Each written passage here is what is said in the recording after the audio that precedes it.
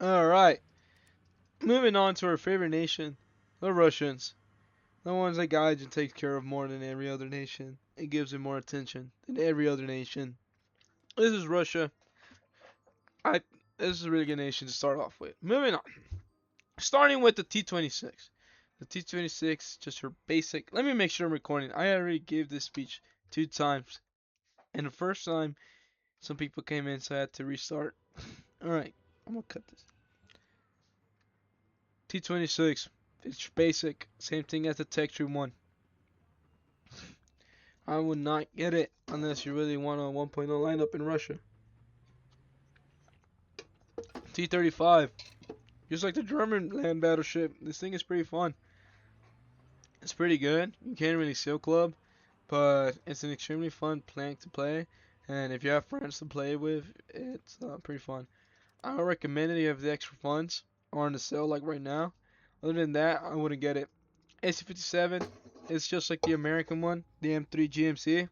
It's pretty good, except the Soviets removed the 75 and added their 57. I would only get it if you really need a vehicle 1.3 and you're struggling. I mean 2.3. Other than that, I wouldn't. I'm gonna make this one quick. This is just your average Panzer III. They captured it. I have a scheme for simulator battles so you control people. That's the only good thing about it. Other than that, it's just your Panzer III. I would avoid it. It's boring. It's basic. It's only rank 3. You could get it in Germany. This thing is god awful. The rockets suck. They'll do you no good. You only get 2 crew members, so as soon as one dies, instantly die. And you can get pinned by 50 cows. They will rip you to shreds.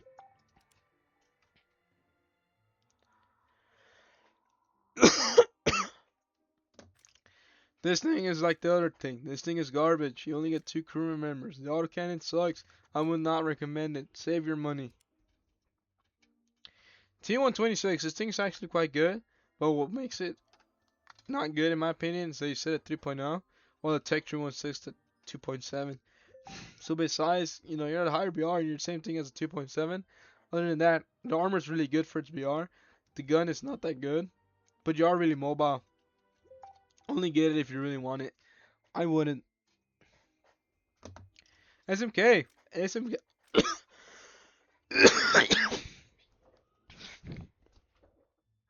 The SMK is another one of those land battleships. And it's one of the land battleships that's actually quite decent at the game. It's actually quite decent in the game. It's not good, per se, but it's not horrible. You can still kill things. I mean, your gun depression sucks. You have a shitload of crew members. You're huge as hell. I mean, yeah, you're huge, dude. As soon as the penny right here, you're gonna blow up. But I'll get it if you have the money for it. I mean, it's pretty cheap. It's a really fun vehicle, especially to play with friends. This is the first vehicle I'll highly recommend. T34, 57. If you really want to grind around this PR Russia, which you could do it really quick, 'cause you have a lot of lineups, you could use this as a back or reinforce. I think it's pretty good. Um, you're just your standard T34, but with a 57. There's a texture version of this with the standard turret. This is the Mickey Mouse configuration. They call it Mickey Mouse because when the crew members will raise the turret, it'll look like the mouse and the ears for Mickey Mouse. It's a decent tank. Not better than the Tech one in my opinion because of the turret. I'm not a big fan of the Mickey Mouse turret. Turn rank's a huge weak spot. Overall, the entire turret's a huge weak spot. But the 57 makes up for it. Your armor is still pretty good, and you're pretty mobile because you're a T34. Alright. SU-100. This thing is one of those vehicles that, while it's not great, it's definitely not bad, and you get some fun out of it. You have a 130, dude. That thing is using some naval guns. Some naval guns. Your armor is nothing great. You will get penned by most things, but you can pen everything. I mean, this thing is insane. Obviously your mobility sucks, but if you really want something like this, yeah, I'll get it. Is it crazy? No, not really. This thing, I'm gonna make this one quick. This is just a Sherman 76 from Lend-Lease. It's just a Sherman. There's nothing special about it. This is, I guess you can say it has stellinium on its side because it's green. Other than that, it's just your basic Sherman. The Shermans are really good tanks. I mean, if you really want a Sherman in the Soviet Union, get it. If not, don't get it. Avoid it. KV-1 too. And Cis 6. This thing's actually quite decent. I wouldn't say it's great, but it's not bad either. You can perform really well on this thing. Your armor is not that great. In the downturn, like let's say you go to 4.0, it's fucking awesome. But if you go 6.0 or 6.0 or 5.7, you're kind of screwed. Man, it's not a bad tank. I will get it if you really want it. And like me, I wouldn't. I wouldn't. I'll steer away from it. KV-122. This thing is another vehicle that I will highly recommend. This thing is extremely good, and I might get it. You have the armor of a KV-1, but you have the turret of an IS-2. And having that turret comes with the benefits. You have an IS-2's gun, you have a 122. You can pen almost anything. You can pen King Tigers, you can pen Tigers, you can pen Panthers, you can pen Yank Panthers. You can pen almost anything in this BR. And you'll one-shot and you'll kill it. Another thing is, this thing is fairly mobile for what it is. And the only downside of it is the gun depression and the reload rate. The reload rate absolutely sucks. Everything else is pretty decent, even the armor. Here I'll show you, if you believe me. Like the Tigers, they'll struggle with you. Not these guys. These guys will murder you.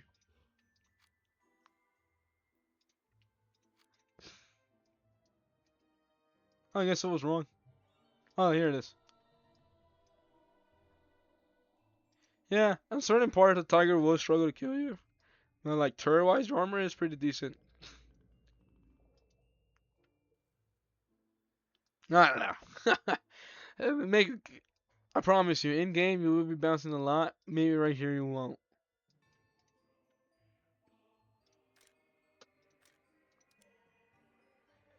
Moving up, SU-122. I'm not even gonna look at it. This is a boring ass vehicle. I would not recommend it. You're just an SU and a 122, and there's a lot of SUs in game already. Look at this. You got these guys. You get this guys. And you finally get this guys. Look, you got another 122. Boring ass vehicle. Avoid it. Do not get it. It's boring as hell. T-34, T-44, 122. Again, you have a 122. This thing sucks.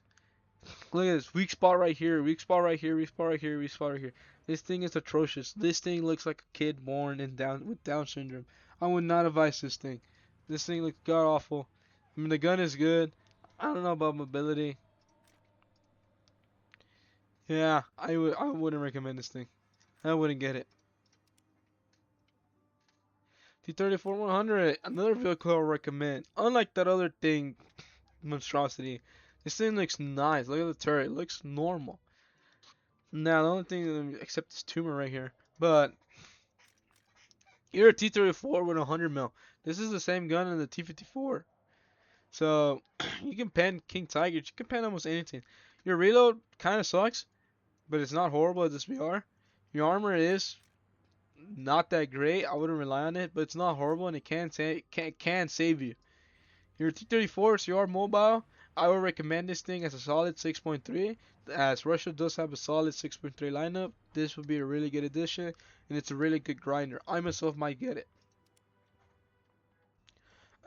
TL50, TL55.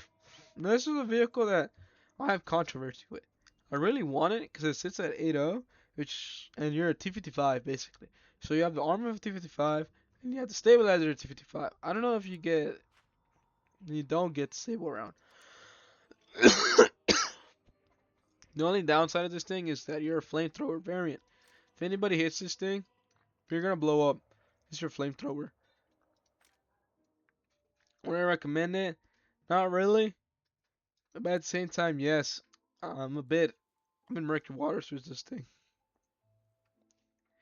Moving with the 2S38.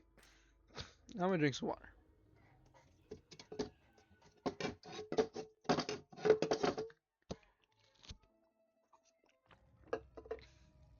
The 2S38.